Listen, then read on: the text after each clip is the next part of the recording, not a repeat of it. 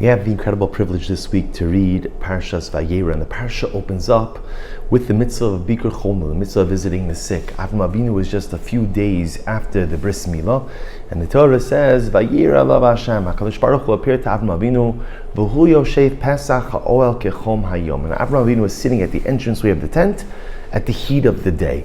Rashi HaKadosh is intrigued. Why does the Torah have to tell us that Avram Avinu was sitting at the tent at the heat of the day? In other words, what does it matter if it's midday, morning, afternoon? Why does it matter?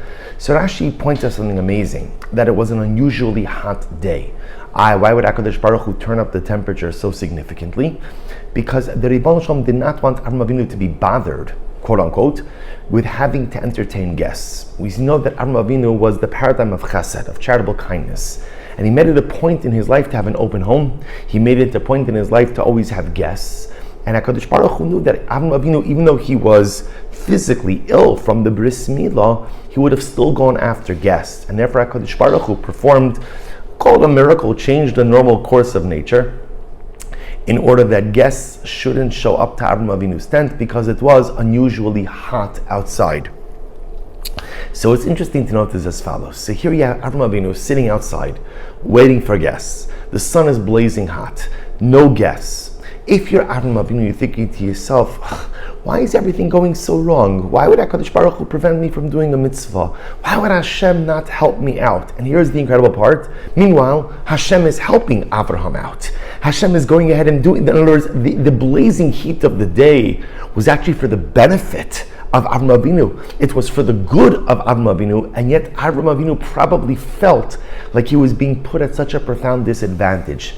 And what an incredibly beautiful and meaningful lesson to us. So many times in life when things don't work out the way we want them to, we often see it as a sign of divine displeasure. We wonder why HaKadosh Baruch Hu is not helping us along our life journey.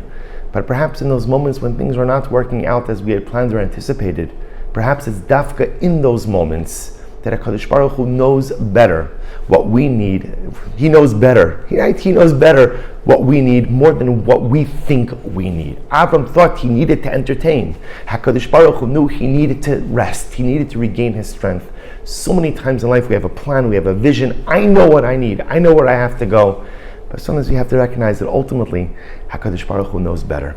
So the next time things don't go the way we plan, instead of losing ourselves in a sea of frustration, let us take a step back and ponder the possibility that perhaps HaKadosh Baruch Hu is just smiling, placing his arms around us and doing what is truly best for us. Wishing everyone a wonderful Shabbos.